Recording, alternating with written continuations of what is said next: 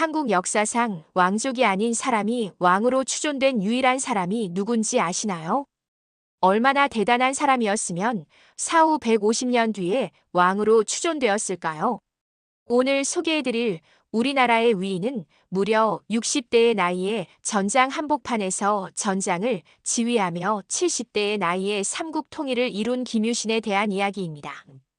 여러분 안녕하세요. 오늘은 아주 특별한 이야기를 들려드리려고 합니다. 바로 신라의 전설적인 장군 김유신에 대한 이야기인데요. 역사책에 나오는 그 김유신 말입니다. 삼국 통일의 영웅이라고 배웠습니다. 하지만 오늘은 그냥 역사 이야기가 아닙니다. 만약에 김유신이 지금 이 시대에 살았다면 어떤 사람이었을까요? 그의 삶을 우리가 이해할 수 있는 현대적인 상황으로 바꿔보면 어떨까요? 이런 관점에서 한번 풀어보려고 합니다.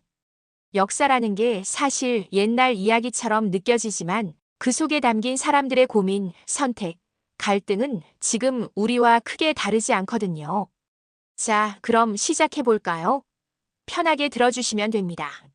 무료 구독 누르고 지금 어디서 듣고 계신지 댓글로 알려주세요. 그리고 좋아요를 눌러주시면 오늘 하루 큰 행운이 찾아옵니다.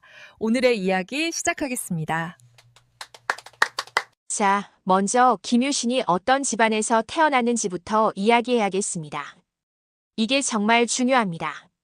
김유신은 595년에 태어났는데 지금으로부터 1430년 전이네요. 참 오래됐지요. 그런데 김유신의 집안 이야기가 좀 복잡합니다. 김유신의 증조할아버지가 바로 금광가야의 마지막 왕이었습니다. 금광가야라는 나라가 지금의 김해 지역에 있었는데 작은 나라였지만 왕국이었습니다. 그런데 532년에 김유신이 태어나기 63년 전에 이 나라가 신라에 평화롭게 항복을 합니다. 전쟁에서 진 것도 아니고 그냥 항복을 한 건데 더 이상 독립국가로 버티기가 힘들었기 때문입니다. 자, 여기서 현대적으로 한번 생각해 봅시다. 여러분, 대한민국의 삼성, 현대, LG, SK 같은 큰 기업들이 많지 않습니까? 그런데 만약에 어떤 중견기업이 IMF 때나 경영위기 때 큰 기업의 인수합병을 당했다고 생각해 보세요. 그 회사의 오너 가족은 완전히 쫓겨나는 경우도 있지만 때로는 인수하는 회사의 임원으로 들어가는 경우도 있습니다. 김유신의 집안이 딱 그랬습니다. 금광가야가 신라에 흡수되면서 가야의 왕족이었던 김유신 집안은 신라의 진골 귀족으로 편입됩니다. 진골이라는 건 신라에서 가장 높은 신분 중 하나로 법적으로는 최고 귀족입니다. 그런데 여기에 함정이 있었습니다. 법적으로는 진골이 맞는데 사람들의 인식은 달랐고 쟤네는 원래 신라 사람이 아니잖아. 가야에서 온 사람들이잖아. 이런 시선이 따라다닌 겁니다. 현대로 비유하면 이렇습니다. 서울 강남 삼성동에 어떤 명문 국제학교가 있는데 그 학교에는 삼성, 현대 같은 대기업 오너 자녀들이 다니고 있다고 생각해 보세요. 그런데 어느 날 새로운 전학생이 왔는데 이 아이의 할아버지는 옛날에 중견기업을 운영하다가 IMF 때 회사를 삼성의 헐값에 팔고 그 대신 삼성 임원으로 들어갔습니다. 그러니까 이 아이도 삼성 임원 자녀로 똑같은 국제학교에 다니고 똑같은 교복을 입고 똑같은 수업을 들으니 법적으로, 형식적으로는 다른 애들과 동등합니다. 하지만 쉬는 시간에 아이들이 수군수군거립니다. 쟤네 원래 우리 편 아니잖아. 쟤네 할아버지가 회사 말아먹고 우리 회사로 들어온 거래. 순수 삼성피는 아니지. 이게 바로 김유신이 평생 짊어지고 살았던 짐입니다. 진골 신분은 맞지만 가야의 진골이고 순수 신라 왕족이 아닙니다. 역사 기록을 보면 김유신이 7살 때 저작거리에서 어떤 아이가 그에게 침을 뱉으면서 말했답니다. 가야 놈. 7살 어린아이한테 말입니다. 생각해보세요. 7살이면 초등학교 1학년인데 그 어린 나이에 자기 출신 때문에 차별을 받고 다른 아이들이 놀릴 때 야, 너네 원래 신라 사람도 아니잖아 라고 하는 겁니다.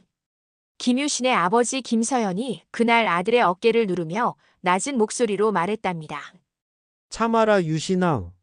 목소리는 낮았지만 그 안에 담긴 슬픔은 어린 김유신도 느낄 수 있었을 겁니다. 그날 집에 돌아와서 아버지가 처음으로 집안 이야기를 해줬습니다. 우리 증조 할아버지께서는 금강가야의 왕이셨다. 하지만 63년 전에 신라에 항복했지. 그래서 우리는 지금 신라 귀족이다. 하지만 유신아, 70년이 지났는데도 사람들은 여전히 우리를 항복한 자들의 후손으로 본다. 7살 아이가 이걸 이해하기는 어려웠을 텐데 한 가지는 분명히 알았을 겁니다. 자기는 남들보다 2배로 열심히 살아야 하고 자기 출신 때문에 무시당하지 않으려면 훨씬 더 뛰어나야 한다는 것 말입니다. 아버지가 또 말했습니다. 유신아, 신라에는 골품제라는 게 있다. 내가 아무리 뛰어나도 성골이나 진골 위로는 올라갈 수 없어. 우리는 진골이긴 하지만 순수 신라 왕족들 아래에 있단다. 이게 무슨 뜻일까요? 현대로 비유하면 이렇습니다. 여러분이 대기업에 입사했는데 그 회사에는 보이지 않는 유리천장이 있습니다. 창업주 가문 사람들은 자동으로 임원이 되고 나머지 사람들은 아무리 능력이 뛰어나도 일정 직급 이상은 올라갈 수 없습니다. 더 나쁜 건 같은 임원이라고 해도 원래부터 이 회사 사람과 나중에 인수합병으로 들어온 회사 사람은 대우가 다릅니다.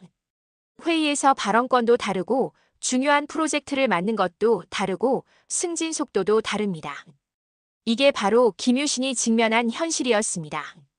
그날 밤 김유신은 7살 아이한테는 너무 복잡한 세상이라 잠을 못 잤을 텐데 한 가지는 마음에 새겼을 겁니다. 나는 2배로 강해져야 한다. 신라 사람들이 내 혈통을 문제 삼지 못할 만큼 뛰어나야 한다. 자, 그럼 김유신이 어떻게 자랐는지 한번 볼까요? 기록에 보면 김유신이 10살 때 중학이라는 산, 지금의 팔공산 일대로 추정되는 곳으로 갔는데 아버지가 아들을 산속 암자로 데려갔습니다. 거기에는 늙은 승려가 한 분 계셨는데 고구려에서 넘어온 무승, 그러니까 무술을 아는 스님이었습니다. 스님이 물었습니다. 아이가 너무 어리지 않소? 김서연이 답했습니다. 이 아이는 평범하게 살 수 없습니다. 일찍 시작해야 합니다. 왜 평범하게 살 수 없을까요? 가야 출신이라 보통 사람처럼 살면 평생 무시당하며 살아야 하니까요. 자, 현대로 비유해 볼까요? 여러분, 김연아 선수를 아시지요? 피겨 스케이팅 여왕인데 그 선수가 새벽 4시에 일어나서 링크로 가고 다른 아이들이 자는 시간에 훈련을 시작해서 하루에 6시간 이상 연습하며 점프를 수백 번 반복합니다. 넘어지고 다치고 일어나고 또 뛰면서 말입니다. 코치가 말합니다. 기초가 안 되면 고난도 기술도 안 된다. 기본기를 완벽하게 해야 한다. 김유신의 10대가 딱 그랬습니다. 역사 기록을 보면 새벽 4시에 일어나서 폭포 아래서 명상을 했는데 겨울에도 그랬다고 합니다. 얼음장 같은 물이 머리 위로 쏟아지는데 그 아래 앉아 있으니 처음에는 추워서 비명을 질렀겠지만 스님이 말했습니다. 소리 내지 마라. 고통도 내 안에 담아라. 검술 수련은 더 힘들었는데 목검 그러니까. 나무로 만든 칼을 들고 자세를 유지한 채 2시간을 서 있어야 했답니다. 팔이 떨어질 것 같았을 겁니다. 10살 김유신이 물었을 겁니다. 스님, 이게 검술입니까? 그냥 서 있기만 하는데요. 스님이 답했습니다. 기초를 못 다진 자는 기교만 부린다. 기교는 실전에서 죽는다. 이게 무슨 뜻일까요? 현대 스포츠로 생각해 봅시다. 축구 선수들이 공 차는 연습만 하는 게 아니라 기초 체력 훈련을 엄청나게 합니다. 달리기, 근력 운동, 유연성 훈련 같은 것들을 지루하고 힘든 기본기 연습으로 반복하고 또 반복하는데 그래야 90분 동안 뛸 수 있고 부상도 덜 당하고 중요한 순간에 힘이 남아있으니까요. 김유신도 똑같이 화려한 검술 기술을 배우기 전에 기본 자세를 완벽하게 익히며 몇백 번, 몇천 번 반복했을 겁니다. 야담에 이런 이야기가 전해지는데 어느 날 김유신이 산에서 덩치 큰 멧돼지를 만나 그놈이 그를 향해 돌진했을 때 순간적으로 김유신은 훈련했던 자세로 하체를 낮추고 무게 중심을 잡고 호흡을 가다듬었습니다. 멧돼지가 바로 앞까지 왔을 때 김유신은 수백 번 연습했던 스텝으로 옆으로 피했고 멧돼지는 그대로 나무에 박았습니다. 그날 스님이 처음으로 웃으면서 말했답니다. 이제 알겠느냐? 내가 매일 반복한 그 지루한 훈련이 바로 살아남는 법이다. 이 이야기가 정말인지 과장인지는 모르지만 중요한 건 김유신이 10대 때 정말로 혹독한 훈련을 받았다는 겁니다. 다른 진골 귀족 자제들이 편하게 유교 경전을 읽고 시를 짓고 그림을 그리고 음악을 배우는 귀족 교육을 받을 때 김유신은 산속에서 새벽부터 밤까지 훈련만 했습니다. 왜일까요? 너는 보통 사람처럼 살 수 없다. 가야 출신이니까. 2배로 뛰어나야 인정받는다. 현대로 비유하면 이렇습니다. 다른 재벌 2세들은 해외 유학 가서 MBA 따오고 골프 치고 파티하고 인맥 쌓으면서 편하게 사는데 언젠가는 자동으로 임원 자리가 주어지니까요. 하지만 인수합병으로 들어온 회사의 2세는 다릅니다. 하버드 가서 수석 졸업해야 하고 인턴 과정에서도 1등 해야 하고 모든 프로젝트에서 최고 성과를 내야 겨우 이런 소리를 듣습니다. 쟤는 출신이 좀 그래도 실력은 인정할 만하다. 공평하지 않고 불공평하지만 그게 김유신의 현실이었습니다. 그래서 김유신은 10대 때부터 남들보다 2~3배 더 열심히 훈련했는데 올림픽 금메달리스트가 되는 과정이라고 생각하면 되지만 선택이 아니라 생존이었습니다. 자, 김유신이 15살이 된 609년에 화랑이 됩니다. 화랑이 뭐냐고요? 신라의 청년 엘리트 교육기관으로 현대로 치면 과학고 사관학교, 정치 엘리트 양성소를 다 합쳐놓은 거라고 생각하면 됩니다. 입학생 구성을 보면 70%는 진골 왕족 출신이고 20%는 상위 귀족이며 나머지 10%가 기타인데 김유신이 여기에 속합니다.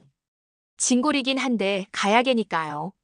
화랑도에서는 첫째로 무예, 그러니까 검술, 궁술, 말타기, 전투기술 같은 군사훈련을 배우고 둘째로 리더가 되려면 학문도 알아야 하니까 유교 경전을 배우며 셋째로 부하를 이끄는 법과 전략을 짜는 법 같은 리더십 교육을 받고 넷째로 일종의 현장 실습으로 전국을 돌아다니면서 지리도 익히고 백성들의 살도 보고 국경 지역도 가봅니다. 입문식이 남산 신궁에서 열렸는데 50명 정도의 청년들이 긴장한 얼굴로 모였고 국선, 그러니까 화랑의 지도자가 앞에 서서 외쳤습니다. 너희는 오늘부터 화랑이다. 화랑의 계율을 복창하라. 청년들이 일제히 외쳤습니다. 사군이충. 임금을 충성으로 섬긴다. 사친이요. 어버이를 효도로 섬긴다. 교의신. 벗을 믿음으로 사귄다. 임전무태. 전쟁에서는 물러서지 않는다. 살생유태. 살생에는 가림이 있다. 5가지 계율이 김유신의 평생을 지배하게 되는데 특히 4번째 임전무퇴, 전쟁에서는 물러서지 않는다는 것이 나중에 김유신의 트레이드마크가 됩니다. 입문식 후에는 상투를 틀고 관을 쓰는 성인식이 있었는데 어머니가 직접 김유신의 머리를 묶어주시며 말했습니다. 유신아, 이제 너는 어른이다. 우리 집안을 지켜다오. 예, 어머니. 하지만 김유신은 속으로 다르게 생각했을 겁니다. 우리 집안만이 아니다. 나는 이 나라 전체를 지킬 것이다. 여기서 재미있는 게 김유신이 자기 화랑그룹의 이름을 용화향도라고 지었다는 겁니다. 용화가 무슨 뜻이냐면 불교 용어로 미륵불이 용화수라는 나무 아래 내려와서 이상세계를 만든다는 뜻입니다. 현대로 비유하면 대학교 창업 동아리 이름을 짓는 거로 퓨처 메이커즈 월드 체인저즈 이런 식으로 우리는 세상을 바꿀 것이다. 라는 야망이 담긴 이름입니다. 15살 김유신이 용화향도라는 이름을 지은 건 단순히 좋은 군인이 되겠다는 게 아니라 세상을 바꾸겠다는 그의 야망을 보여줍니다. 자, 김유신이 18살이 된 612년의 역사 기록에 이런 이야기가 나옵니다. 김유신이 열박산이라는 곳에 들어가서 보검을 들고 사흘 밤낮을 하늘에 기도했다고 합니다. 삼국사기에는 이렇게 적혀 있습니다. 3일째 되는 밤, 보검에 신이 허수와 각수 2 별자리의 빛을 비추어 연기를 내렸다. 허성은 전쟁을 담당하는 별이고 각성은 인간의 수명을 관장하는 별이랍니다. 이건 명백히 도교적인 이야기고 후대에 윤색됐을 가능성이 높지만 중요한 건 김유신이 18세에 무언가 중대한 결심을 했다는 겁니다. 그리고 그 해에 김유신은 국선에 임명되는데 국선이라는 건 화랑의 지도자급 지위로 18세에 이 자리에 오른 건 이례적입니다. 보통은 20대 중반이나 돼야 오르는 자리거든요. 엘리트 코스를 밟고 있는 거로 15세에 화랑 입문, 18세에 국선이니 순조로워 보이고 오, 이 친구 잘 나가는구나 싶지만 여기서 역사의 미스터리가 시작됩니다. 18세 이후 35세까지 그러니까 17년 동안 김유신에 대한 기록이 거의 없습니다. 생각해보세요. 18세에 국선이라는 높은 자리에 올랐는데 그 다음에 뭘 했는지에 대한 기록이 없고 주요 전투에 참여했다는 기록도 없고 중요한 임무를 맡았다는 기록도 없고 승진했다는 기록도 없습니다. 그러다가 629년 김유신이 35세가 됐을 때 갑자기 낭비성 전투라는 주요 전투에 참전했다는 기록이 나오는데 이게 김유신의 첫 주요 전투 기록입니다. 이상하지 않습니까? 18세에 국선이 됐는데 35세까지 17년 동안 뭘 했을까요? 역사학자들도 이게 미스터리라고 하는데 가설들이 있습니다. 가설 1 기록이 소실됐다. 가설 2 실제로 특별한 일이 없었다. 가설 3 가약의 출신이라 주요 임무에서 배제됐다.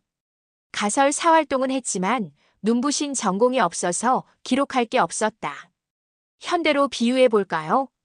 대기업의 신입사원으로 들어가서 똑똑하고 능력 있어서 2년 만에 대리로 승진했으니 모두가 주목합니다. 오, 이 친구 잘 나가는구나. 엘리트 코스로군. 그런데 그 다음이 없습니다. 20대 중반, 20대 후반, 30대 초반. 특별한 성과가 없고 중요한 프로젝트를 맡지도 못하고 해외 지사로 가지도 못하고 그냥 조용히 지냅니다. 주변 사람들이 수군거립니다. 그 친구 초반엔 잘 나가는 것 같더니 왜 저러지? 역시 출신이 문제인가 봐. 일정 선 이상은 못 올라가나 봐. 35세가 돼서야 드디어 중요한 프로젝트에 투입됩니다. 이게 김유신의 20대, 30대 초반이었을 겁니다. 왜 이랬을까요? 제 생각엔 가약의 출신이라는 게 결정적이었을 것 같습니다. 18세에 국선까지는 올랐지만 그 이상은 신라 왕족들이 중요한 자리를 다 차지하고 있었을 겁니다. 김유신은 아마도 이 시기에 지방 변방을 돌아다니면서 소규모 임무를 맡고 전투 경험을 쌓고 병사들을 지휘하는 법을 배우고 현장 감각을 키웠을 겁니다. 화려하지도 않았고 눈부신 전공도 없었지만 묵묵히 실력을 쌓고 있었던 거지요. 이걸 뭐라고 부를까요? 대기만 성형 인재라고 합니다. 강감찬 장군은 거란을 물리친 영웅인데 귀주 대첩을 이긴 게 60대 초반이고 권율 장군은 임진왜란 때 행주 대첩을 이긴 분인데 그 전투를 치른 게 50대입니다. 김유신은 35세에 데뷔했으니 상대적으로는 이른 편이지요. 중요한 건 이 17년의 공백기가 김유신을 만들었다는 겁니다. 화려한 10대에 국선까지 오른 엘리트였지만 20대와 30대 초반은 조용히 준비하는 시기였습니다. 그 시간 동안 김유신은 아마도 계속 훈련했을 겁니다. 검술, 병법, 전략 같은 것들을 말이지요. 그리고 변방을 돌면서 현장 경험을 쌓았는데 고구려군과 소규모 접전도 있었을 테고 백제군과 마주친 적도 있었을 겁니다. 기록에는 안 남았지만 실전 경험을 차곡차곡 쌓은 거지요. 그리고 가장 중요한 건 이 시기에 김유신은 조급해하지 않고 자기 때를 기다리는 법을 배웠을 겁니다. 현대 사회에서도 20대, 30대 초반에 화려하게 성공하는 사람도 있지만 많은 사람들은 그냥 묵묵히 자기 일을 하면서 기회를 기다립니다. 김유신도 그랬습니다.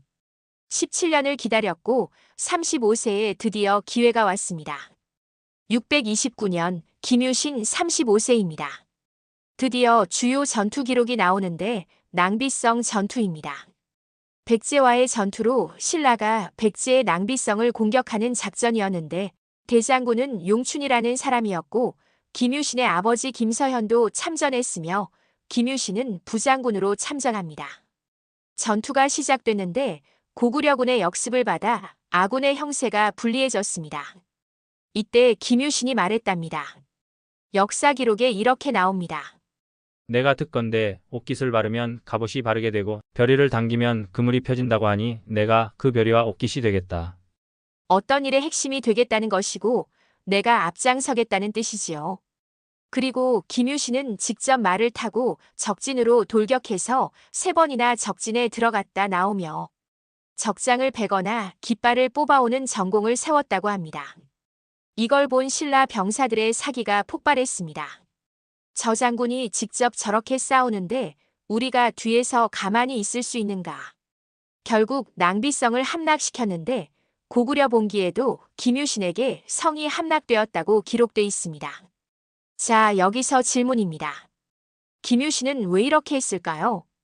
김유신은 부장군으로 지휘관인데 보통 지휘관은 뒤에서 전체 상황을 보면서 명령을 내리지 직접 최전선에 나가서 싸우지 않습니다. 위험하고 지휘관이 죽으면 군대 전체가 무너지니까요. 그런데 김유신은 직접 나갔고 3번이나 말입니다. 현대로 비유하면 이렇습니다. 스타트업 대표가 있는데 보통 대표는 사무실에서 전략을 짜고 투자자를 만나고 직원들을 독려하지 직접 영업을 뛰지는 않습니다. 그런데 이 대표가 제품을 들고 직접 거리로 나가서 가게마다 돌아다니면서 직접 팝니다. 우리 제품 한번 써보세요. 직원들이 이걸 봅니다. 대표님이 저렇게 하시는데 우리가 편하게 있을 수 있는가? 사기가 올라가는 거지요. 김유신이 딱 그랬습니다. 더 중요한 건 김유신이 왜 이렇게 할 수밖에 없었느냐는 겁니다. 35세까지 별다른 전공이 없었고 17년을 기다렸는데 이제 드디어 기회가 왔으니 이 기회를 놓치면 또 언제 올지 모릅니다. 그리고 김유신은 가야 출신이라 다른 신라 장수들처럼 가만히 앉아서 명령만 내리면 사람들이 말할 겁니다. 역시 가야놈은 겁쟁이로군. 그래서 김유신은 목숨을 걸었습니다. 내가 가장 위험한 곳에 서겠다. 내가 먼저 적을 베겠다. 그리고 성공했습니다. 이 전투 이후 김유신의 이름이 알려지기 시작하고 신라군 내에서 입지를 확보합니다. 김유신. 아, 그 장군. 직접 적진에 뛰어들어서 적장목을 벤 그 사람. 드디어 가야 출신이라는 꼬리표를 뛰어넘기 시작한 겁니다. 이 전투에서 우리가 배울 수 있는 교훈이 뭘까요? 첫째, 리더는 솔선수범해야 하는데 뒤에서 지시만 하는 리더는 존경받지 못하고 가장 힘든 일을 직접 하는 리더를 사람들은 따릅니다. 둘째, 기회가 왔을 때 목숨 걸고 잡아야 하는데 김유신은 17년을 기다렸고 35세에 온 기회를 놓칠 수 없어서 목숨을 걸었습니다. 셋째, 핸디캡이 있는 사람은 2배로 노력해야 하는데 공평하지 않지만 현실이며 김유신은 가야 출신이라는 핸디캡이 있어서 다른 사람들보다 더 위험을 감수해야 했습니다. 이 전투가 김유신 인생의 터닝 포인트로 35세에 온 첫 번째 기회를 완벽하게 잡은 거지요. 자, 낭비성 전투가 끝나고 김유신의 이름이 알려지기 시작한 35세에 드디어 데뷔한 후 얼마 지나지 않아서 김유신은 바로 김춘추라는 사람과 운명적인 만남을 하게 됩니다. 김춘추가 누구냐면 진평왕의 손자로 왕족이긴 한데 좀 복잡한 왕족입니다. 김춘추의 할아버지는 진지왕이라는 사람인데 이 왕이 재위 4년 만에 폐위당했는데 왜 폐위됐는지는 역사에 명확하게 안 나와 있지만 아무튼 쫓겨난 겁니다. 그래서 김춘추는 왕족이긴 한데 반개로 왕위 계승 서열에서 한참 밀려나 있고 직계 왕족들한테는 밉니다. 김춘추는 604년생이니까 김유신보다 9살 어린데 김유신이 35세 정도일 때 김춘추는 20대 중반 정도였을 겁니다. 이 두 사람이 어떻게 만났는지 정확한 기록은 없지만 아마도 화랑도 활동이나 궁중 행사에서 만났을 것 같습니다. 김유신은 낭비성 전투로 이름을 날리기 시작했고 김춘추는 왕족으로서 정치에 관심이 많았으니까 자연스럽게 만났을 겁니다. 그런데 이 두 사람은 겉으로 보면 완전히 다른 사람입니다. 김유신은 무예가 뛰어나고 전투 경험이 많으며 현장에서 병사들을 이끄는 군인으로 말보다는 칼로 말하는 타입이고 가야계 출신이라 정치적으로는 비주류입니다.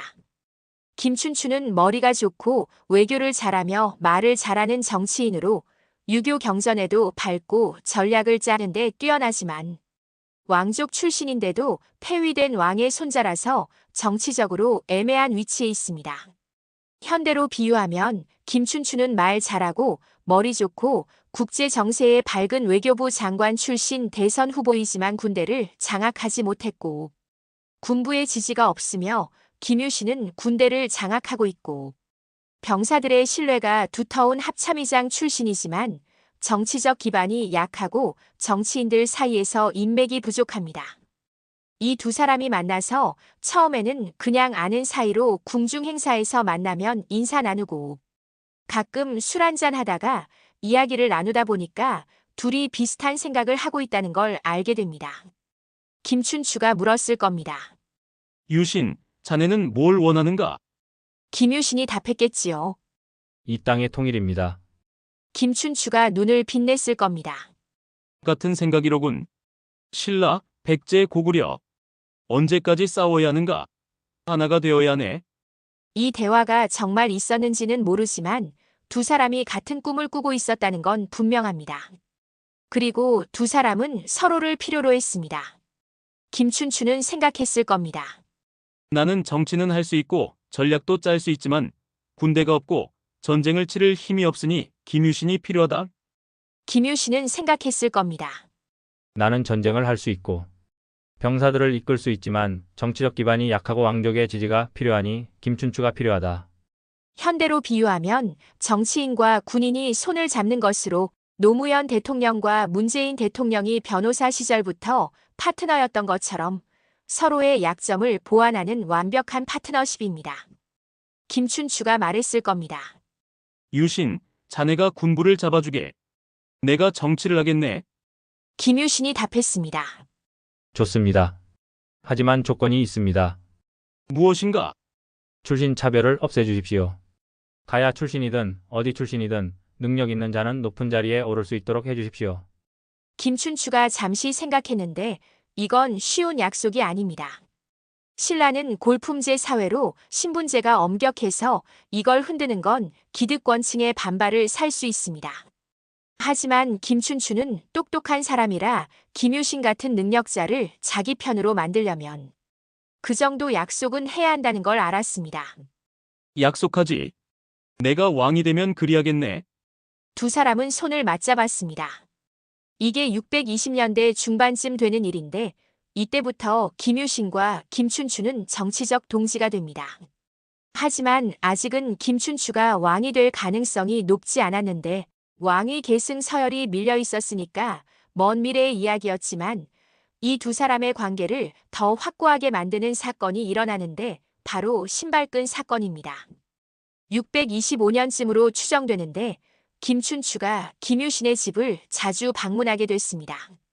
두 사람은 친구가 됐는데 나이 차이가 9살이나 나지만 서로를 존중하고 같은 꿈을 꾸는 동지였습니다. 어느 날 김춘추가 김유신의 집에 와서 정원을 거닐고 있었는데 갑자기 김춘추의 신발끈이 끊어졌습니다. 김유신이 말했습니다. 이것 참 불편하시겠습니다. 안으로 드시지요. 제 여동생이 바느질에 재주가 있으니 금방 꿰매드리겠습니다. 여동생을 불렀는데 이름이 문희입니다. 당시 26세 정도로 미혼이었습니다. 26세 미혼이 당시에는 좀 늦은 편인데 당시에는 15세, 16세만 돼도 결혼하는 경우가 많았거든요. 그런데 문희는 결혼을 안 했는데 평범한 남자와 결혼하고 싶지 않았던 것이고 오빠 김유신이 그 뜻을 존중해줬습니다. 문희가 김춘추 앞에 앉아서 신발끈을 꿰매기 시작했는데 그녀의 손놀림은 우아했답니다. 김춘추가 말했습니다. 낭자의 솜씨가 훌륭하십니다. 문희가 고개를 들었습니다. 감사합니다. 그 순간 두 사람의 눈이 마주쳤습니다. 뭔가 있었던 것으로 우리가 드라마에서 보는 그런 순간으로 눈이 마주치는 순간. 뭔가 통하는 거 있지 않습니까? 김유 씨는 그 장면을 보면서 속으로 생각했을 겁니다. 제대로 됐구나. 자, 여기서 질문입니다. 신발끈이 정말로 우연히 끊어진 걸까요? 삼국 유사에는 김유신이 일부러 밟아서 끊었다고 나오지만 삼국사기에는 그냥 끊어졌다고만 나옵니다. 진실은 모르지만 결과는 분명한데 그날 이후로 김춘추가 김유신의 집을 더 자주 찾아와서 정원을 거닐고 이야기를 나누고 우연히 문희를 만났습니다. 석 달쯤 지나서 김춘추가 김유신한테 말했습니다. 유신, 문희낭자를 아내로 맞이하고 싶네. 김유신이 기뻤겠지만 놀란 척했습니다. 그렇게 말씀하시니 영광입니다. 뒤에서 문희가 나타났습니다. 오라버니께서 일부러 신발끈을 밟으신 것 아닙니까? 문희는 이미 다 알고 있었던 거로 똑똑한 여자였으니까요. 김유신이 웃었습니다. 그렇다 일부러였다. 이 나라의 미래를 위해서였다. 정략 결혼입니까? 아니다. 나는 너희 둘이 서로 맞는다고 생각했다. 정략은 부차적이다. 김춘추가 진지하게 말했습니다. 유신, 나는 진심이네. 문희낭자를 처음 본 순간부터 알고 있다. 김유신이 김춘추의 어깨를 쳤습니다. 그래서 밟은 것이다. 신발끈을. 자, 이 이야기를 현대로 한번 옮겨볼까요? 재벌 오너가 정치인 아들을 집에 초대합니다. 아, 실례했습니다. 셔츠 단추가 떨어졌군요. 괜찮습니다. 우리 딸이 옷 수선을 잘하니까 한번 부탁해 볼까요? 딸이 나와서 단추를 달아주고 눈이 마주칩니다. 몇 달 후 약혼 발표를 하는데 이게 우연일까요? 아버지의 계획일까요? 둘 다일 수도 있습니다. 아버지가 기회를 만들어준 건 맞는데 실제로 두 사람이 서로 좋아하게 된 것도 사실입니다. 김유신이 왜 이렇게 했을까요? 첫째, 동생 문희에게 좋은 배우자를 찾아주고 싶었는데 26세까지 결혼 안 한 걸 보면 까다로운 여자였을 텐데 김춘추는 왕족이고 똑똑하고 미래가 밝은 사람으로 동생한테 딱 맞는 배우자였습니다. 둘째, 정치적 동맹을 강화하고 싶었는데 친구 관계도 좋지만 가족이 되면 더 확고하고 김춘추가 왕이 되면 김유신은 왕의 처남이 되어 정치적으로 엄청난 기반이 생기는 거지요. 셋째, 신라의 미래를 위해서였는데 김춘추의 정치력과 김유신의 군사력이 합쳐지면 백제도 고구려도 이길 수 있습니다. 그래서 혼인이 성사됐습니다. 이게 어떤 의미일까요? 현대로 비유하면 재벌가와 정치 가문의 결혼입니다. SK 최태원 회장이 노태우 대통령의 딸 노소영 씨와 결혼한 거 아십니까? 비록 나중에 이혼했지만 당시에는 재벌과 정치 권력의 결합이라고 난리였고 삼성 이재용 부회장이 임세령 씨와 결혼했을 때도 이건희 회장과 호텔신라 서부홀딩스의 결합이었습니다. 대기업과 대기업의 전략적 제휴가 결혼이라는 형태로 이루어지는 것으로 김유신과 김춘추의 혼인 동맹이 딱 그랬는데 진골 왕족과 가약의 진골의 결합이고 정치력과 군사력의 결합이며 미래의 왕과 미래의 최고 장군의 결합입니다. 이제 두 사람은 단순한 친구가 아니라 사돈이고 가족이며 김춘추가 왕이 되면 김유신은 처남, 왕의 처남이 되는데 이보다 더 확고한 정치적 기반이 어디 있습니까? 그리고 실제로 이 동맹은 엄청난 힘을 발휘하게 됩니다. 자, 시간이 흘러서 642년이 되는데 김유신은 48세, 김춘추는 39세입니다. 이해 여름 끔찍한 사건이 일어났습니다. 백제의 의자왕이 신라를 공격해서 서쪽 지역 40여 개의 성을 함락시켰고 8월에는 지금의 경상남도 합천 지역인 대야성이라는 중요한 성을 공격했습니다. 대야성은 신라 입장에서는 백제와의 최전선이라 엄청나게 중요한 성인데 이 성이 무너지면 백제군이 신라 깊숙이 들어올 수 있습니다. 대야성의 성주는 김품석이라는 사람이었고 그의 아내는 고타소인데 김춘추의 딸로 김유신 입장에서는 조카딸이고 김춘추 입장에서는 사랑하는 딸입니다. 백제 장군 윤충이 1만 군사를 이끌고 대야성을 공격해서 치열한 전투가 벌어졌지만 내부에 배신자가 있어서 김품석의 부하 중에 백제와 내통한 사람이 있었고 결국 성이 함락되어 김품석과 고타소 부부가 전사에서 목숨을 잃었습니다. 더 끔찍한 건 그 다음인데 백제군이 두 사람의 목을 베어서 성벽에 걸어서 전시 효과를 노렸습니다. 신라군 봐라. 너희 성주가 이렇게 됐다. 이 소식이 왕경에 전해졌고 김춘추가 이 소식을 들었습니다. 자, 여러분. 상상해보세요. 자기 딸이 전쟁터에서 죽었다는 소식을, 그것도 적군에게 목이 잘려서 성벽에 걸렸다는 소식을 들으면 어떤 기분일까요? 역사 기록에 김춘추가 마당에 멍하니 서 있었다고 나옵니다. 김유신이 급히 김춘추의 집으로 달려갔습니다. 춘추. 김춘추가 김유신을 보며 눈이 텅 비어있는 채로 말했습니다. 내 딸이 고타소가 죽었다고 하네. 백제 놈들이 목을 베어 성벽에 걸었다고 하더군. 김춘추가 무릎을 꿇고 소리 없이 울었는데 진골 왕족이고 신라 최고의 정치가이지만 그 순간 그는 그냥 딸을 잃은 한 아버지였습니다. 김유신은 그의 옆에 앉았지만 위로의 말을 할 수 없었고 뭐라고 위로할 수 있겠습니까? 그저 함께 있어줄 뿐이었습니다. 한참이 지나서 김춘추가 말했습니다. 이유신, 우리 이제 끝을 봅시다. 끝이라니? 백제를 멸해야 합니다. 아니, 백제만이 아닙니다. 고구려도 이 모든 전쟁도 다 끝내야 합니다. 내 손으로 말입니다. 김춘추의 눈에 불이 켜지며 슬픔이 분노로 바뀌고 분노가 결의로 바뀌는 순간이었습니다. 그리하십시오. 우리 함께 끝을 봅시다. 자, 이 장면을 현대로 한번 비유해 볼까요? 2001년 9월 11일을 떠올려 보세요. 미국 쌍둥이 빌딩이 테러로 무너져서 3,000명이 죽었고 조지 부시 대통령이 말했습니다. 테러와의 전쟁을 선포한다. 그 전까지 미국은 알카에다를 그냥 테러 조직 정도로 생각했는데 골칫거리긴 하지만 국가의 명운을 걸 정도는 아니었습니다. 하지만 910일 이후 달라져서 아프가니스탄을 침공하고 빈 라덴을 10년 동안 추적해서 결국 사살했으며 테러와의 전쟁이 미국 외교 정책의 중심이 됐는데 개인의 트라우마가 국가 전략이 된 겁니다. 김춘추에게 대야성 함락은 그런 사건이었습니다. 그 전까지는 백제가 적국이긴 하지만 뭐 그럭저럭 공존할 수도 있는 상대로 전쟁도 하고 평화협정도 맺고 그렇게 살았지만 대야성 이후 달라졌습니다. 김춘추에게는 개인적 복수심이 생겼고 딸을 죽인 백제를 용서할 수 없었으며 동시에 국가적 명분도 생겼습니다. 백제가 우리 영토를 침략했다. 우리 백성을 죽였다. 용서할 수 없다. 개인의 복수 국가 전략 집착 수준의 통일 의지가 됐습니다.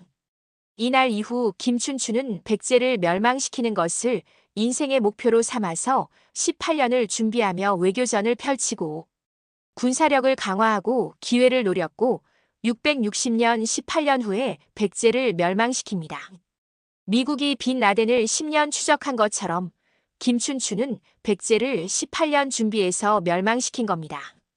역사를 보면 개인적인 트라우마나 비극이 엄청난 역사적 사건을 만들어내는 경우가 많은데 히틀러도 1차 세계대전 패배가 트라우마가 되어서 2차 세계대전을 일으켰다고 하지 않습니까? 김춘추에게 대야성 함락은 그런 사건으로 딸을 잃은 아버지의 슬픔과 분노가 백제를 멸망시키는 역사적 사건으로 이어진 거지요. 자, 시간이 흘러서 647년이 되는데 김유신은 53세입니다. 이해 정월 신라에 큰 사건이 터졌는데 선덕 여왕이 승하하고 후계자로 진덕 여왕이 즉위해서 또 여왕이 됐습니다. 당시 신라는 성골이라는 최고 신분이 끊어지고 있었는데 성골 남자가 없어서 어쩔 수 없이 여왕이 계속 나온 겁니다. 그런데 이걸 못마땅하게 생각한 사람들이 있었고 상대등 비담이라는 사람이 반란을 일으켰습니다. 상대등은 귀족회의 의장으로 지금으로 치면 국회의장 같은 자리인데 엄청난 권력자입니다. 비담이 외쳤습니다. 어찌 여자가 나라를 다스리는가? 성골 남자가 왕이 되어야 한다. 이게 명분이었지만 진짜 이유는 자기가 권력을 잡고 싶었던 거지요. 비담의 세력이 만만치 않았고 고위 귀족들 중 많은 사람들이 그를 지지했으며 솔직히 비담의 말에도 일리가 있었는데 당시 신라는 연이어 여왕이 나오면서 국력이 약해지고 있었거든요. 조정이 두 편으로 갈라졌는데 비담을 지지하는 쪽과 진덕 여왕을 지지하는 쪽으로 나뉘었습니다. 김유신은 어느 쪽을 선택했을까요? 김유신은 진덕 여왕 편을 들었는데 부하 하나가 물었습니다. 대감님, 비담공의 말에도 일리가 있지 않습니까? 여왕이 계속되니까 나라가 약해지는 것 아닙니까? 김유신이 답했습니다. 일리가 있고 없고의 문제가 아니다. 정통성의 문제다. 비담은 반역자다. 반역자를 용납하는 순간 이 나라는 끝난다. 이게 무슨 뜻일까요? 김유신의 정치 철학이 드러나는 부분으로 김유신은 원칙주의자였고 규칙을 중시했습니다. 비담의 주장이 옳든 틀리든 그건 중요하지 않고 중요한 건 비담이 법적으로 정당하게 즉위한 여왕을 무력으로 끌어내리려는 반란을 일으켰다는 겁니다. 이걸 허용하면 앞으로 누구든 말할 겁니다. 나는 더 나은 왕이 될 수 있다. 그러면서 반란을 일으킬 수 있고 나라가 혼란에 빠지는 겁니다. 현대로 비유해 볼까요? 1979년 12월 12일 전두환의 군사 쿠데타를 생각해 보세요. 당시 전두환이 말했습니다. 나라가 혼란스럽다. 강력한 리더십이 필요하다. 내가 나라를 바로잡겠다. 일리 있는 주장처럼 들리고 실제로 당시 한국이 정치적으로 혼란스러웠던 건 사실이지만 그게 헌정 질서를 무너뜨리고 무력으로 권력을 잡는 쿠데타를 정당화할 수 있습니까? 김유신의 입장은 명확했습니다. 아니다. 아무리 명분이 있어도 반역은 반역이다. 그래서 김유신은 군대를 이끌고 비담의 근거지를 포위했습니다.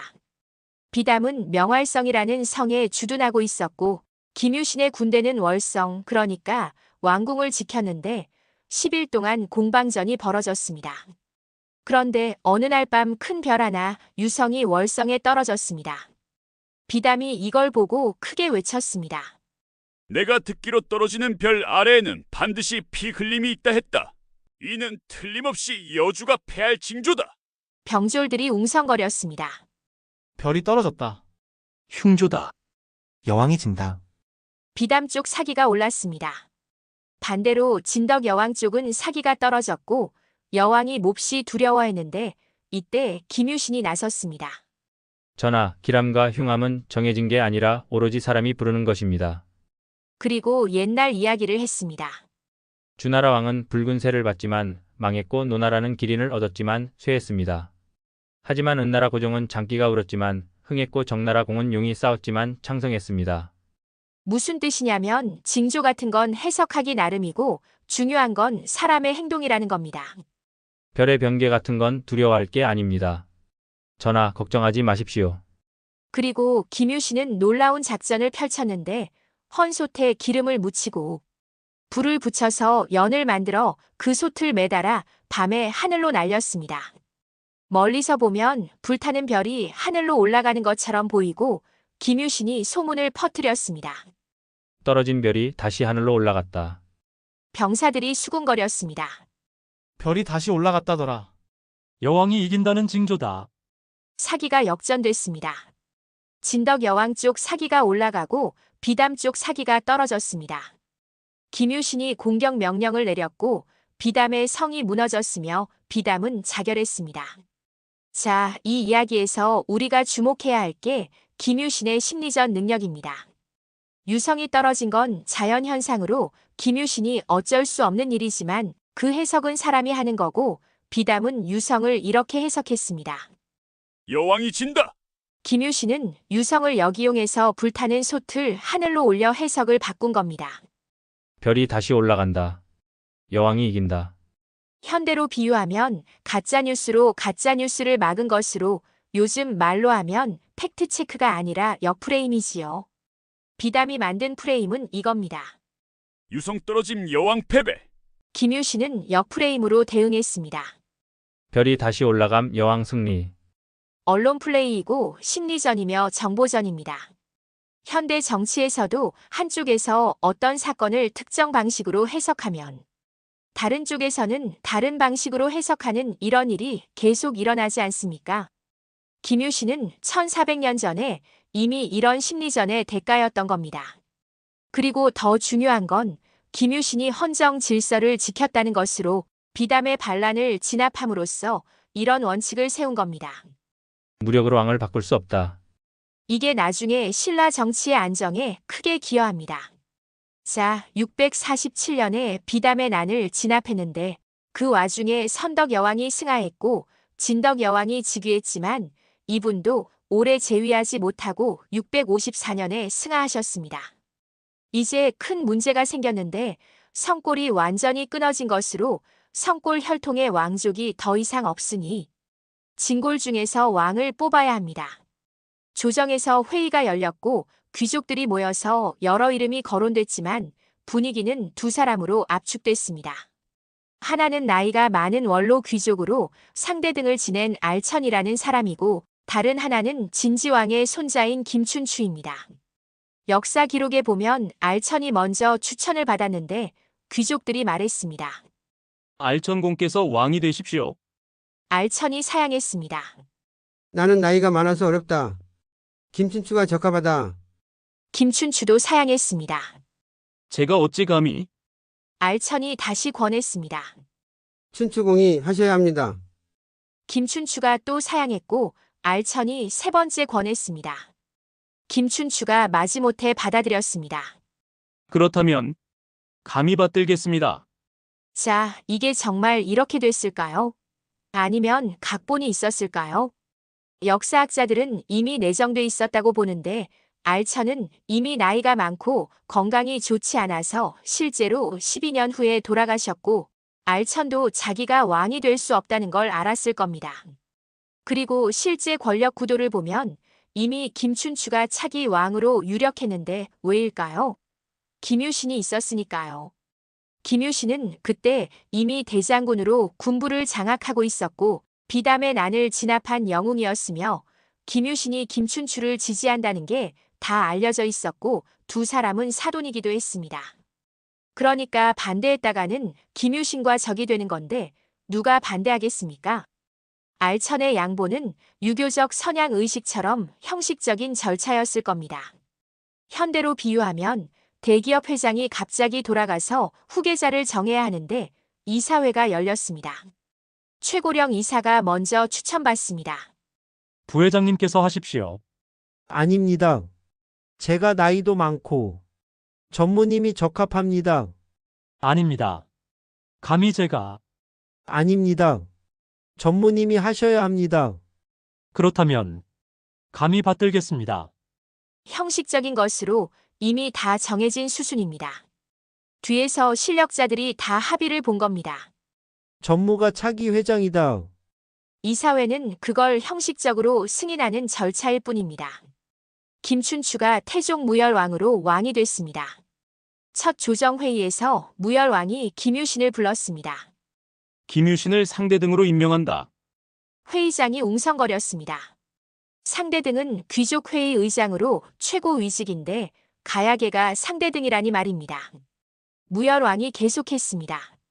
그리고 김유신에게 병부령을 겸직하게 한다. 신라의 모든 군사는 그의 명을 따를 것이다. 김유신이 무릎을 꿇었습니다. 성운이 망극하옵니다. 그날 밤 무열왕과 김유신이 술을 마셨을 것입니다. 유신, 우리 드디어 여기까지 왔네. 예, 전하. 전하라니. 아직 어색하군. 무열왕이 웃었을 겁니다. 이제 시작일세. 백제를, 고구려를 무너뜨려야 하네. 알고 있습니다. 유신, 자네는? 무열왕이 진지하게 말했을 겁니다. 자네는 내 칼이네. 내가 가리키는 곳을 배워주게. 김유신이 술잔을 들었습니다. 제 목숨이 다하는 날까지. 30년 전 두 사람이 처음 만났는데 하나는 군인, 하나는 정치인이었고 20년 전 신발끈 사건으로 사돈이 됐으며 17년 전 딸을 잃은 슬픔을 함께 나눴고 7년 전 비담의 난을 함께 진압했으며 그리고 지금 하나는 왕이 되고 하나는 최고 권력자가 됐습니다. 가야계 출신 김유신이 반개 왕족 김춘추를 왕으로 만들었는데 이건 신라 역사상 혁명적인 사건으로 순수 신라 왕족이 아닌 사람이 왕이 됐고 가야계가 최고 권력자가 됐습니다. 이제 두 사람은 삼국 통일이라는 꿈을 향해 달려갈 준비가 됐지만 길은 험했는데 백제도 고구려도 만만치 않았으니까요. 자, 이제 660년이 됐는데 김유신은 66세이고 무열왕은 57세입니다. 드디어 때가 와서 백제를 칠 때가 온 것인데 18년 전 대야성에서 딸을 잃은 무열왕이 그때 맹세했습니다. 백제를 반드시 멸하겠다. 18년 동안 외교전을 펼치고 당나라와 동맹을 맺으며 군사력을 키워서 준비했습니다. 660년 봄 당나라에서 대군이 왔는데 소정방이라는 장군이 13만 대군을 이끌고 바다를 건너왔고 신라도 5만 군사를 동원했으며 김유신이 총지휘관입니다. 계획은 당나라 수군은 바다로 백제 서쪽을 공격하고 신라 육군은 동쪽에서 공격해서 백제 수도 사비성을 협공한다는 것이었고 신라군이 출발해서 5만 대군을 66세 노장 김유신이 선두에 섰습니다. 그런데 백제도 가만히 있지 않았는데 백제 의자왕이 명장 계백을 불렀습니다. 계백 신라군을 막아라. 황산벌에서. 황산벌은 지금의 충남 논산 지역으로 신라군이 사비성으로 가려면 반드시 지나야 하는 길목이었습니다. 계백이 물었습니다. 병력은 얼마나 주시겠습니까? 5천이다. 5천으로 5만을 막으라는 말씀이십니까? 다른 병력은 수도를 지켜야 한다. 5천이 전부다.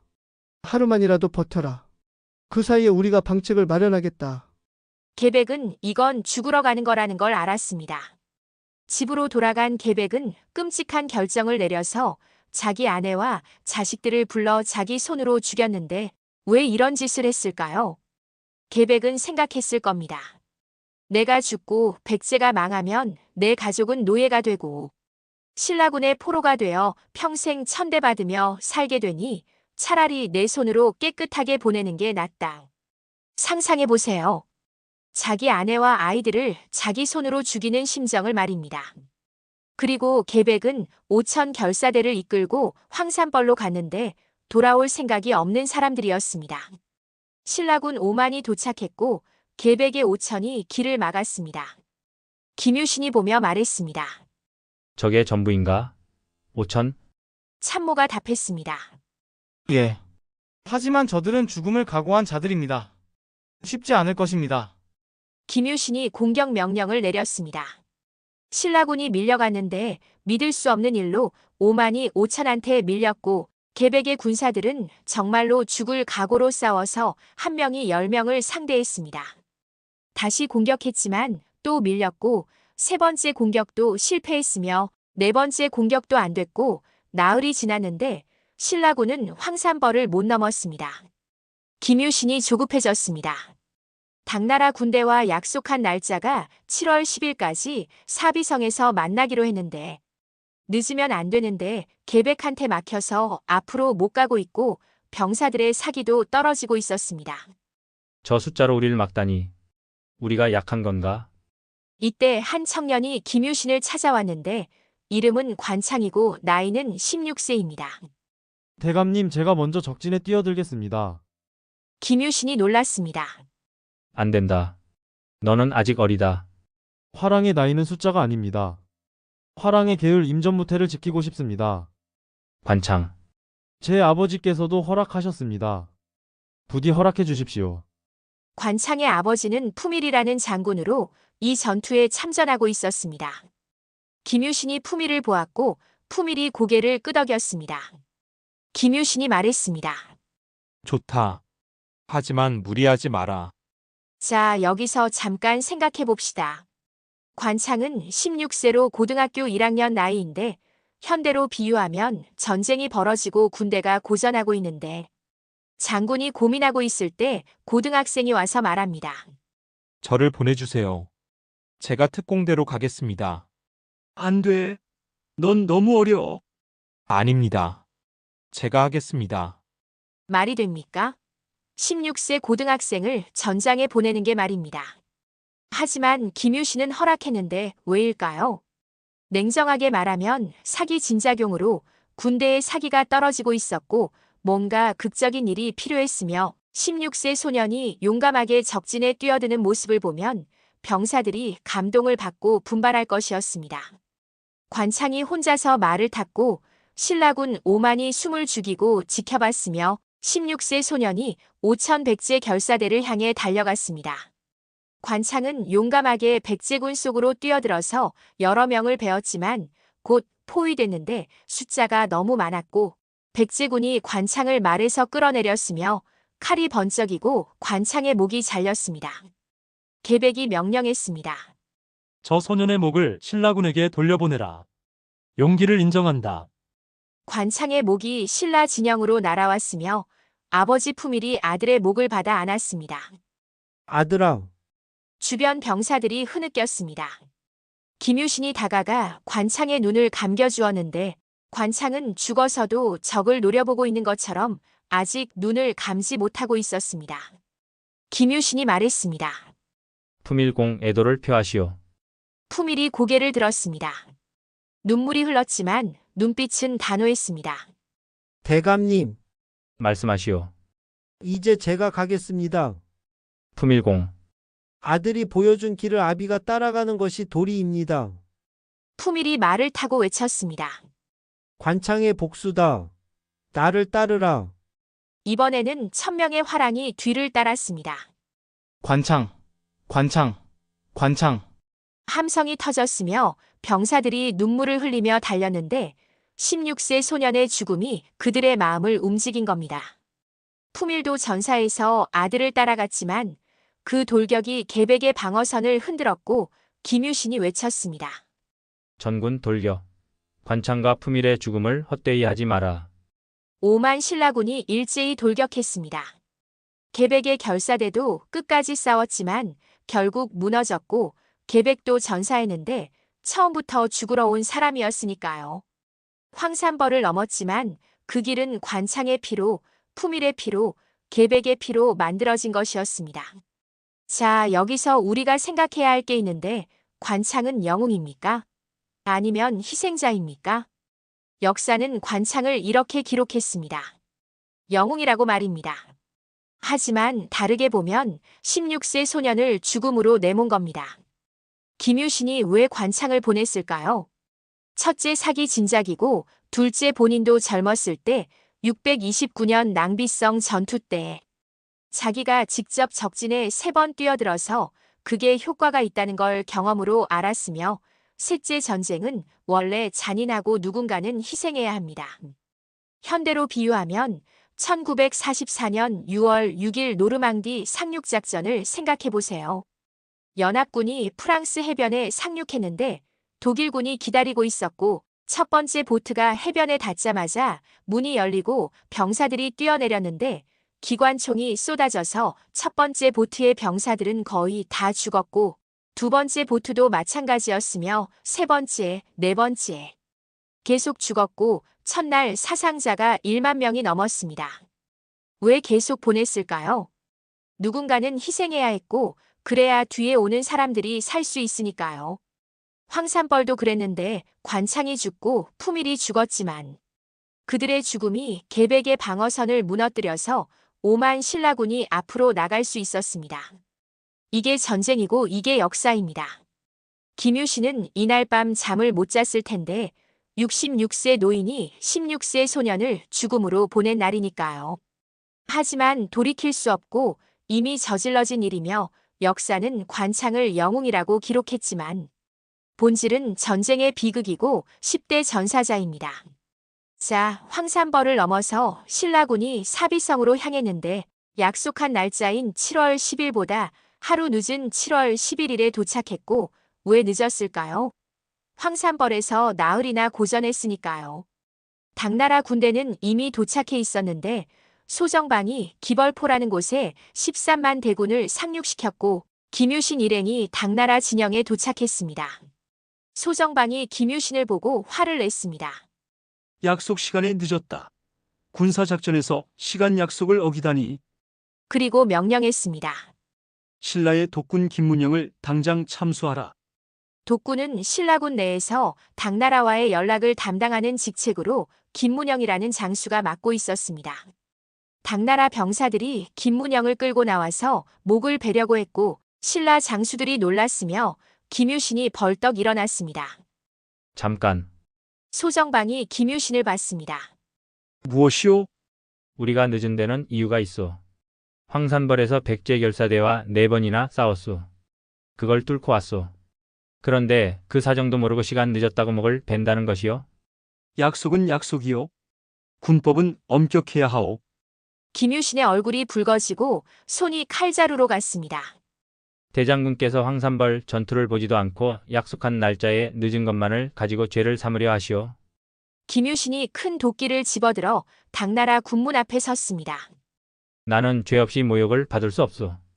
김문영을 죽인다면 나는 먼저 당나라 군사와 결전을 벌인 후에 백제를 치겠소. 김유신의 머리카락이 고추 섰고 허리에 찬 검이 저절로 칼집에서 튀어나왔답니다. 현장이 얼어붙었는데 66세 노인이 도끼를 들고 당나라 진영 앞에 서서 말합니다. 김문영 죽이면 너희부터 치겠다. 13만 당나라 군대와 5만 신라군이 싸우면 어떻게 될까요? 신라가 질 텐데. 당나라도 엄청난 피해를 입을 것이고 백제를 못 이기겠지요. 소정방의 부장 동보량이 소정방의 발을 밟고 귓속말로 했습니다. 저 신라 장군이 진짜로 할 것 같습니다. 저러다 진짜 신라군과 싸우게 되면 우리 계획이 다 틀어집니다. 소정방이 잠시 생각했습니다. 좋다. 김문영을 풀어주어라. 김유신이 도끼를 내렸습니다.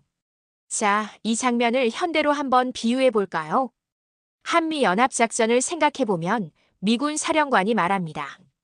한국군이 약속 시간에 늦었다. 담당 장교를 군법회의에 회부하겠다.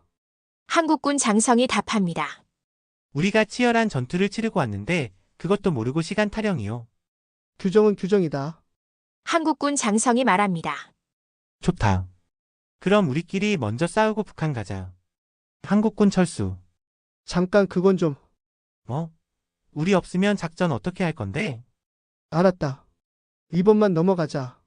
이게 바로 동맹의 현실인데 겉으로는 동맹이라고 하지만 강대국은 약소국을 무시하려고 합니다. 우리가 주력이다. 너희는 보조나 해라. 하지만 약소국도 만만치 않아서 말할 수 있습니다. 우리 없으면 너희도 못 이긴다. 이걸 알면 당당하게 나갈 수 있습니다. 김유신이 그랬는데 소정방은 13만 대군을 이끌고 왔지만 신라군 5만이 없으면 백제를 못 이기는데 왜일까요? 지리를 모르고 보급도 신라가 책임져야 하며 신라군이 빠지면 당나라군은 고립되기 때문입니다. 김유신이 그걸 알았기에 당당할 수 있었습니다. 우리는 속국이 아니다. 동맹국이다. 대등한 파트너다. 66세 노인이 도끼 들고 버텼고 중국 역사상 최강이라는 당나라 장군 소정방도 어쩔 수 없었습니다. 이 장면이 왜 중요하냐면 이게 나중에 나당 전쟁으로 이어지는데 백제 망한 후에 신라와 당나라가 싸우게 되고 왜일까요? 당나라가 한반도를 다 먹으려고 했으니까요. 소정방은 이때 이미 그런 속셈으로 신라를 무시하고 나중에 신라도 삼키려고 했지만 김유신이 선을 그었습니다. 우리 만만하게 보지 마라. 우리도 할 건 한다. 이런 사람이 있었기 때문에 신라가 나중에 당나라를 몰아낼 수 있었습니다. 자, 소정방과의 일촉즉발 위기가 넘어갔습니다. 7월 12일 나당연합군이 사비성을 포위했는데 소정방이 움직이지 않으려고 했고 왜일까요? 신라가 먼저 피 흘리길 바랐던 겁니다. 김유신이 소정방을 찾아갔습니다. 대장군 왜 공격하지 않으시오? 신라군이 먼저 하시오. 우리끼리 싸워서 이기면 대장군은 뭐하러 오셨어? 함께 싸워야 하지 않겠소? 소정방이 못마땅한 표정이었지만 결국 동의했습니다.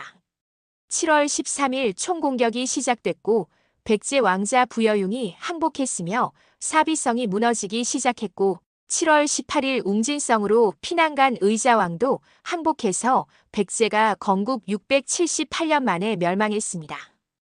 김춘추 그러니까 무열왕의 눈에 눈물이 고였을 것인데 18년 전 642년 대야성에서 딸을 잃은 후 18년 만이었습니다. 무열왕이 말했을 겁니다. 고타소야. 아빠가 복수했다. 백제 왕족과 신하들이 포로로 잡혔고 의자왕도 포로가 됐으며 승전 연회가 열렸지만 김유신은 기쁘지 않았는데 관창이 생각나고 품일이 생각났으며 계백도 생각났습니다. 이게 승리인가? 너무 많은 사람이 죽었다. 그날 밤 김유신은 혼자 성벽에 올라 사비성이 내려다 보이는 곳에서 불타는 집들과 우는 백성들을 보았고 무열왕이 뒤에서 나타났습니다. 유신, 자책하지 말게. 전하, 너무 많은 사람이 죽었습니다. 전쟁이란 원래 그런 것일세. 하지만 우리가 멈추면 더 많은 사람이 죽네. 이제 고구려도 쳐야 하네. 그래야 이 땅에 진짜 평화가 온다네. 예. 그리고 유신, 무열왕이 김유신의 어깨에 손을 얹었습니다. 자네 덕분일세. 자네가 없었다면 이 승리도 없었네. 삼국사기 본기에는 황산벌 전투나 관창 이야기가 자세히 나오지만 김유신 열전에는 이런 이야기가 거의 없는데 왜일까요? 열전은 김유신의 후손들이 쓴 거라서 조상을 미화하려고 했고 고전한 전투는 기록 안 하고 승리만 강조했습니다. 하지만 우리는 알고 있는데 황산벌에서 나흘이나 고전했다는 것과 16세 소년을 희생시켜야 했다는 것을 말입니다. 완벽한 영웅은 없고 김유신도 실수했고 고전했으며 희생을 요구했지만 결과적으로 백제를 멸망시켜서 삼국 통일의 첫 단추를 끼운 거지요. 백제가 망했는데 이제 뭘 해야 할까요? 백제 땅을 누가 차지하느냐가 문제입니다. 소정방이 김유신, 김인문, 김양도 세 장군을 불렀습니다. 백제 영토를 나눠주겠소. 당에 협력하시오. 그러면 여러분에게도 좋은 자리를 주겠소. 현대로 비유하면 외국 투자자가 한국 회사 인수해서 한국 측 경영진한테 말합니다. 우리한테 협조하면 임원 자리 보장해 줄게. 스톡 옵션도 주고.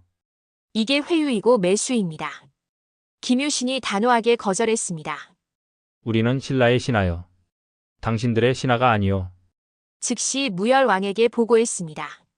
전하, 당나라가 백제 땅을 다 차지하려고 합니다. 우리를 회유하려고 합니다. 조심하셔야 합니다. 무열왕이 고개를 끄덕였습니다. 역시 그렇구나. 예상했던 일이야.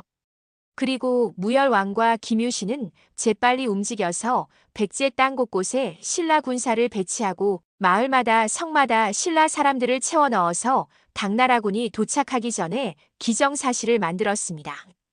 우리가 벌써 여기 있는데요. 항복한 백제 관리들도 다시 등용해서 백제 유민들을 포섭했습니다. 우리는 정복자가 아니라 같은 동포다. 함께 살자. 당나라가 항의했습니다. 김유신, 당신들이 우리를 배신했소. 배신이라니요? 우리는 그저 백제 유민을 달래기 위해 임시로 추둔한 것뿐입니다. 임시라고? 이게 임시로 보이시오? 그렇습니다. 당군이 원하시면 언제든 자리를 비켜드리겠습니다. 하지만 그 전에 백제 유민들의 반란을 진압하는 것이 먼저 아니겠습니까? 실제로 백제 곳곳에서 복신과 도침이 부흥군을 이끄는 부흥운동이 일어나고 있었습니다. 김유신이 말을 이었습니다. 신라군이 있어야 백제를 안정시킬 수 있습니다. 안정된 후에 논의하시지요. 당나라는 어쩔 수 없었습니다. 현대로 비유하면 회사를 같이 인수했는데 한쪽이 빠르게 움직여서 핵심 부서를 다 장악합니다. 저 팀은 우리가 맡기로 한 거 아니었어? 아, 임시로 우리가 관리하는 거예요. 일이 안정되면 넘겨드릴게요. 정말? 물론이죠. 속으로는 생각합니다. 넘겨줄 생각 전혀 없음. 이게 바로 영토 선점 게임입니다. 김유신과 무열왕의 판단이 정확했는데 만약 당나라가 백제 땅을 다 차지했으면 다음 차례는 신라로. 당나라가 한반도 전체를 먹으려고 했을 것이고 실제로 당나라가 그러려고 했기에 나중에 나당 전쟁이 일어나지만 김유신이 빠르게 백제 땅을 장악했기 때문에 당나라가 쉽게 못 먹었고 66세 노인이 이런 지정학적 게임을 완벽하게 해낸 겁니다. 자, 시간이 흘러서 662년이 되는데 김유신은 68세입니다. 백제는 망했지만 아직 고구려가 남아있고 백제 부흥군도 여전히 저항하고 있으며 당나라가 고구려를 공격해서 평양성을 포위했는데 한겨울이라 눈이 엄청 내려서 당나라 군대가 굶주리고 있고 당나라에서 신라의 요청이 왔습니다. 군량을 보내주시오. 평양성까지. 조정에서 회의가 열렸는데 귀족들이 모두 반대했습니다. 평양까지. 그건 너무 위험합니다. 적국 깊숙이 들어가는 건데요. 길에서 고구려군한테 습격당하면 어쩝니까? 한겨울에 그 먼 길을 가다가는 얼어 죽을 수도 있습니다. 그때 김유신이 일어섰습니다. 제가 가겠습니다. 회의장이 조용해졌습니다. 누군가 말했습니다. 대감님 연세가 68세가 뭐 어떻습니까? 아직 말 타고 칼 쥘 수 있습니다. 무열왕이 걱정스러운 얼굴로 물었습니다. 유신, 너무 위험하지 않은가? 전하, 지금 당나라를 돕지 않으면 우리도 위험합니다. 고구려가 당나라를 몰아내면 다음은 우리를 칠 겁니다. 하지만 제가 가겠습니다. 제 목숨이 다하는 날까지 전하를 섬기겠다고 약속하지 않았습니까? 무열왕의 눈에 눈물이 고였는데 30년 지기 친구가 사돈이 이제 68세. 노인이 되어서도 가장 위험한 임무를 자청하고 있었습니다. 좋다. 하지만 국경을 넘은 뒤에는 내 마음대로 해도 좋다. 편의 종사권을 준다. 편의 종사권은 왕의 승인 없이 현장에서 모든 것을 결정할 수 있는 권한입니다. 662년 1월 18일 김유신 일행이 출발했는데 수레 2000여 대의 쌀 4000석, 벼 2만 2000석을 실은 엄청난 양으로 현대로 치면 트럭. 수백 대 분량이었지만 겨울이라 길이 얼어붙어서 김유신이 명령했습니다. 수레로는 못 간다. 모든 군량을 소함 아래에 나눠 실어라. 군량을 다시 옮겨 실어서 시간이 걸렸습니다. 1월 23일 칠중하라는 강을 건넜고 2월 1일 장세라는 곳에 도착했는데 평양까지 36,000보, 약 50km 남았으며 김유신이 선발대 15명을 보냈습니다. 먼저 가서 당나라군에게 알려라. 우리가 군량을 가지고 온다고. 선발대가 출발했지만 날씨가 너무 추워서 선발대 중 일부가 얼어 죽었고 말도 얼어 죽었으며 살아남은 사람들이 간신히 평양에 도착해서 소정방에게 보고했습니다. 신라군이 군량을 가지고 오고 있습니다. 2월 6일 김유신 일행이 평양에 도착해서 군량을 전달했고 소정방이 받으며 김유신에게 은 5,700푼, 비단 30필 등등 선물도 줬으며 군량을 받은 소정방은 곧 전투를 멈추고 철수했는데 왜일까요? 추웠고 굶주렸고 더 이상 버틸 수 없었는데 신라가 보낸 군량으로 간신히 철수할 힘을 얻은 겁니다. 김유신 일행도 돌아왔는데 돌아오는 길에 고구려군이 추격해왔고 68세 노인 김유신이 맞서서 고구려군을 격파하고 수구빌만을 베고 포로도 잡고 병기도 노획해서 경주로 돌아왔습니다. 무열왕이 김유신을 맞이했습니다. 수고했네, 유신. 아닙니다, 전하. 자네가 없었다면 당나라가 평양에서 전멸했을 것이고 그러면 고구려가 우릴 쳤을 것이야. 김유신에게 재산, 토지, 노비 등등 포상이 내려졌습니다. 자, 이 이야기를 현대로 비유해 볼까요? 68세 CEO가 있는데 보통 그 나이면 은퇴했거나 있어도 사무실에만 있지만 이 CEO가 한겨울에 적국 깊숙이 직접 공장에 가서 트럭 수백 대 분량의 물자를 들고 적국으로 들어가고 물자를 전달하고 돌아오는 길에 적을 만나 68세 CEO가 직접 싸워서 이기는데 말이 됩니까? 안 되지만 김유신은 했습니다. 왜일까요? 첫째, 젊은 장수들에게 보여주기 위해서 나도 68세에 이렇게 하는데 너희는 이고, 둘째, 이 임무가 너무 중요해서 실패하면 나라가 위험해지니 자기가 직접 가야 한다고 생각했으며 셋째, 노장의 자존심으로 나 아직 늙지 않았다. 아직 할 수 있다는 것이었고 어쨌든 성공해서 68세에 한겨울 평양까지 보급 작전을 성공시킨 것인데 이게 얼마나 대단한 일인지 아십니까? 현대 군사 전문가들이 이 작전을 분석했는데 말했답니다.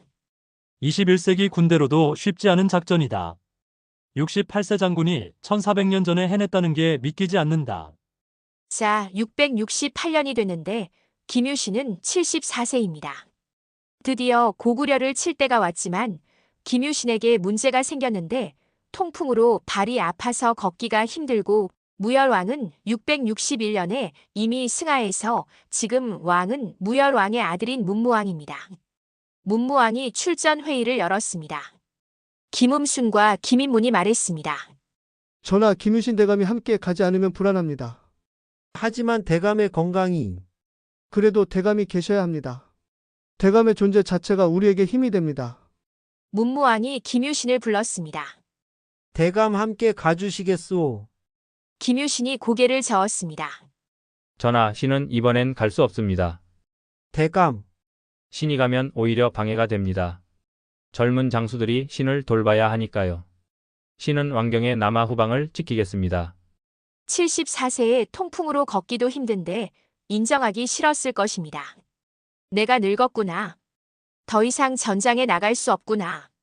문무왕이 김음순과 김인문을 불렀고 김유신이 두 사람에게 말했습니다. 잘 싸우고 게. 반드시 이겨야 하네. 이번이 마지막 기회일세. 대감님, 나는 이제 늙었네. 자네들이 해내야 하네. 김음순과 김인문이 눈물을 흘렸습니다. 대감님, 반드시 승리하고 돌아오겠습니다. 신라군이 출정해서 당나라 군대와 합류해 고구려를 쳤고 668년 9월 평양성이 함락되어 고구려가 건국 705년 만에 멸망했습니다. 소식이 경주에 전해졌고 김유신이 소식을 들으며 눈물이 흘렀습니다. 해냈구나. 드디어 해냈어. 73년이었습니다. 595년에 태어나서 668년에 삼국 통일을 받는데 74세에 평생의 꿈을 이룬 겁니다.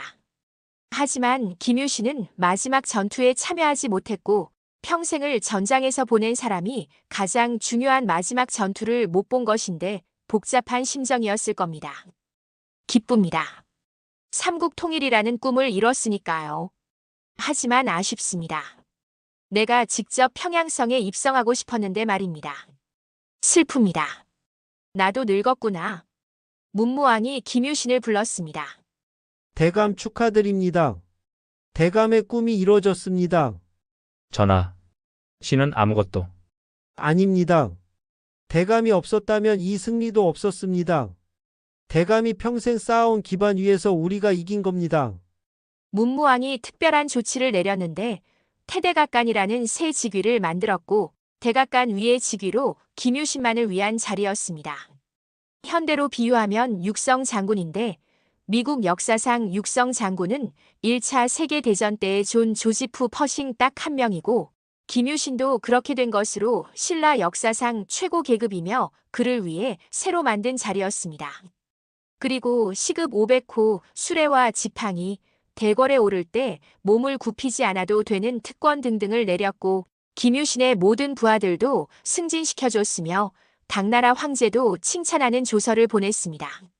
하지만 김유신은 행복했을까요? 74세에 삼국 통일을 이뤘고 최고 영예를 받았지만 마지막 전투에는 통풍 때문에 못 갔습니다. 그날 밤 김유신은 혼자 생각했을 겁니다. 내가 이룬 게 뭐지? 수많은 사람을 죽였어. 관창도 품일도 계백도 다 내 손에 죽었어. 이게 승리인가? 이게 영광인가? 삼국 통일의 역사는 위대한 업적이라고 기록했지만 당사자는 어땠을까요? 기쁨보다는 공허함이 더 컸을지도 모릅니다.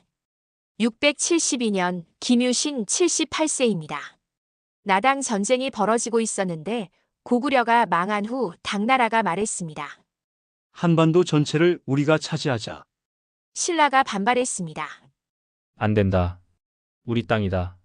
전쟁이 시작됐습니다. 김유신은 이제 너무 늙어서 전장에 못 나가지만 아들들은 출정했고 김유신의 아들 중에 김원술이라는 사람이 있었는데 당나라와의 전투에서 패배하고 돌아왔습니다. 김유신이 소식을 들었습니다. 뭐라고? 원수리가 졌다고? 김원술이 아버지를 찾아왔습니다. 김유신이 아들을 보며 노여움이 폭발했습니다. 내 놈이 감히 돌아왔느냐? 아버님, 내 놈이 우리 가문의 명예를 욕되게 했다. 왕명도 어겼다. 김유신이 외쳤습니다. 당장 문무왕께 가서 원수를 차명시켜달라고 아뢰어라. 신하들이 놀랐습니다. 대감님, 그건 너무 심하십니다. 원술 공자님은 대감님의 아드님이 아니십니까?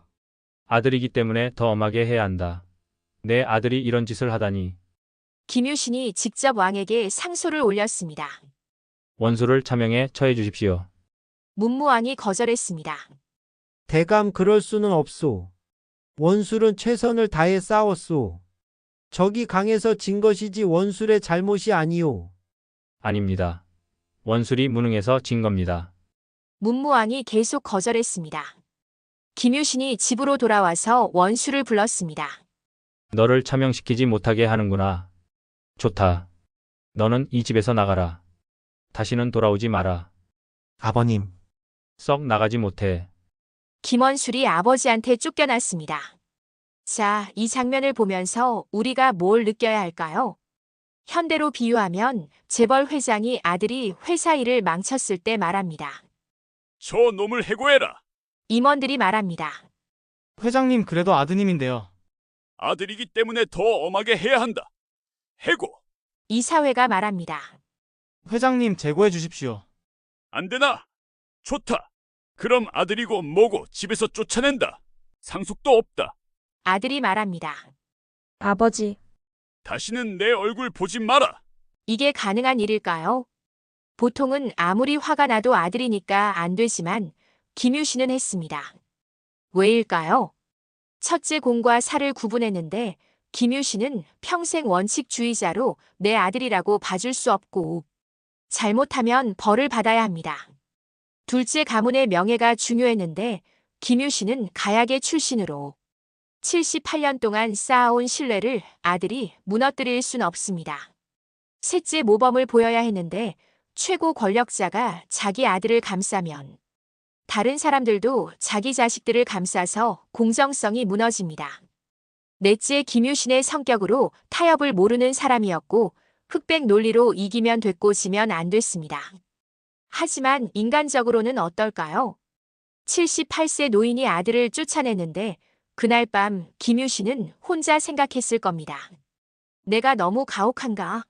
그래도 내 아들인데. 하지만 안 된다. 원칙을 지켜야 한다. 내가 봐주면 세상이 무너진다. 자식을 쫓아낸 아버지의 심정입니다. 현대 기업에서도 전문 경영인 마인드로 말합니다. 내 아들이라도 실력 없으면 아웃. 공정하지만 차갑고 옳은지는 모르겠습니다.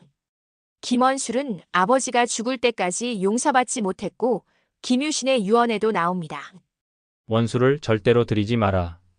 용서하지 마라. 죽을 때까지 원칙을 지킨 것으로 대단하지만 행복했을까요? 673년 김유신 79세입니다. 정월에 이상한 일이 있었는데 황룡사와 도성 사이에 큰 별이 떨어졌고 유성이 나타났으며 지진도 일어났습니다. 문무왕이 걱정했습니다. 이게 무슨 징조인가? 신하들이 수군거렸습니다. 흉조입니다. 나라에 큰 일이 생길 겁니다. 문무왕이 김유신을 불렀습니다. 대감 이 병고가 무엇을 의미하는 것이오? 김유신이 답했습니다. 전하, 이 변이는 신에게 있는 것이지 나라의 재앙이 아닙니다. 걱정하지 마십시오. 그게 무슨 말씀이오? 그럼 대감에게 무슨 일이? 신이 이제 곧 죽을 것입니다. 문무왕이 놀랐습니다. 대감, 괜찮습니다. 79년을 살았습니다. 충분합니다. 문무왕이 담당 관서에 명령했습니다. 액땜을 하라. 대감을 위해 기도하라. 며칠 후 김유신의 집에서 이상한 일이 일어났는데 한 무리의 무장한 병사들이 갑자기 집 안에 나타나서 통곡하면서 어디론가 사라졌고 사람들이 김유신에게 보고했습니다. 대감님, 귀신들이 나타나서 울면서 사라졌습니다. 김유신이 웃었습니다. 그들은 나를 지켜준 은병들이다. 내 운이 다한 것을 알고 떠난 것이다. 나도 곧 죽을 것이다. 10여일 후 김유신이 자리에 누워서 일어나지 못했고 문무왕이 직접 찾아왔습니다. 대감 버티십시오. 전하, 이제 됐습니다. 신은 충분히 살았습니다. 대감이 없으면 내가 어떻게? 전하는 훌륭한 왕이십니다. 신 없이도 잘하실 겁니다. 김유신이 당부했습니다. 당나라를 조심하십시오. 그들은 아직도 우리를 먹으려 합니다. 알겠습니다. 백성을 돌보십시오. 전쟁은 끝났습니다. 이제는 평화를 지켜야 합니다. 명심하겠습니다. 며칠 후 김유신이 종을 불렀습니다. 유서를 쓰겠다. 받아 적어라. 왕에게 마지막 당부를 적은 유서를 쓰고 673년 7월 1일 김유신이 79세로 눈을 감았습니다. 문무왕이 김유신의 죽음을 듣고 크게 슬퍼했고 장례를 국장으로 치르며 비단 1,000필, 조 2,000석을 부조로 보냈으며 군악대 100명을 장례식에 보냈고 신라 전체가 슬퍼했습니다. 김유신의 무덤은 지금도 경주에 남아있는데 거대한 봉분으로 12지 신상이 무덤을 지키고 있습니다. 사후 150년쯤 지나서 신라에서 김유신을 흥무대왕으로 왕으로 추존했는데 한국 역사상 왕족이 아닌 사람이 왕으로 추존된 유일한 사례입니다. 왜 이런 일이 일어났을까요? 신라 말기로 나라가 망해가고 있었고 사람들이 말했습니다. 김유신의 영혼이라도 빌어보자. 나라를 구해달라고. 호국신으로 모신 겁니다. 자, 여러분. 김유신의 삶을 다 들었습니다. 595년에 태어나서 673년에 죽은 79년의 삶인데 그는 뭘 이뤘을까요? 삼국 통일입니다. 최고 권력자입니다. 역사상 영웅입니다. 하지만 그는 행복했을까요? 청관을 포기했습니다. 친구들이 죽었습니다. 수천 명을 죽였습니다. 아들을 쫓아냈습니다. 말년에 손자가 물었을 겁니다. 할아버지, 전쟁 이야기 해주세요. 김유신이 답했을 겁니다. 전쟁은 자랑할 게 못 된단다. 이게 PTSD 외상 후 스트레스 장애입니다. 참전 용사가 전쟁 이야기 안 하는 것처럼 김유신도 자랑하지 않았는데 너무 많이 봤으니까요. 죽음을, 배신을, 피를 말입니다. 현대로 비유하면 평생을 회사를 위해 일한 사람으로 20대부터 시작해서 70대까지 일해서 CEO가 되고 회사를 세계 1등 만들었지만 그 과정에서 가족을 희생했고 친구를 잃었으며 수많은 사람을 해고했고 자기 아들도 쫓아냈습니다. 은퇴하는 날 사람들이 박수치며 말합니다. 당신은 위대합니다. 영웅입니다. 하지만 그 사람은 생각합니다. 나는 행복했나? 이게 내가 원하던 삶이었나? 대답은 모르겠습니다. 후회도 있을 것이고 자부심도 있을 겁니다. 김유신도 그랬을 것으로 말했을 겁니다. 내 젊음을 다 바쳤다. 후회되지만 다시 돌아가도 똑같이 했을 것이다. 이게 김유신의 삶이었습니다. 자, 여러분. 긴 이야기를 다 들었습니다. 김유신이라는 사람은 1430년 전에 살았던 사람이지만 그의 이야기는 지금도 유효합니다.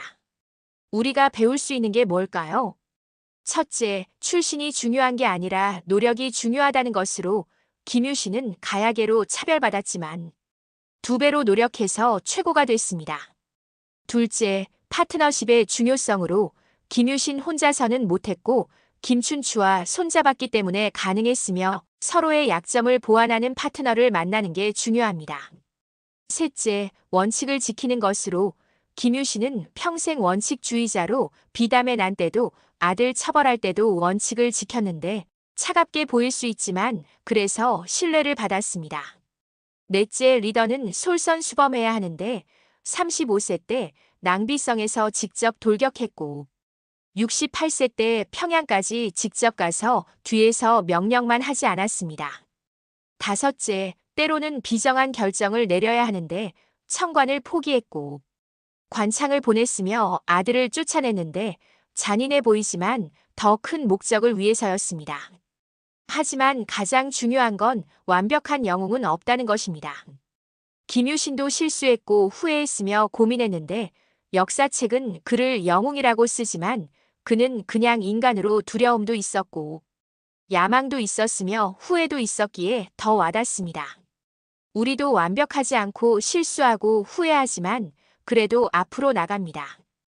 김유신이 그랬는데 가야 출신이라고 무시당했지만 포기하지 않았고 35세까지 기회가 안 왔지만 기다렸으며 사랑을 포기해야 했지만 더 큰 꿈을 선택했고 수많은 사람이 죽었지만 계속 싸웠으며 79세에 죽으면서 생각했을 겁니다.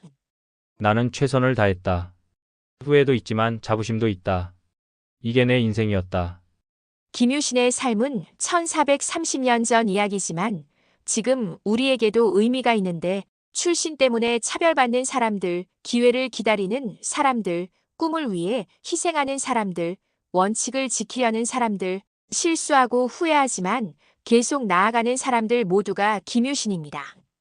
완벽하지 않지만 최선을 다하는 사람들 말입니다. 김유신의 이야기가 여러분에게 작은 위로와 용기가 되었으면 좋겠습니다. 긴 이야기 들어주셔서 감사합니다.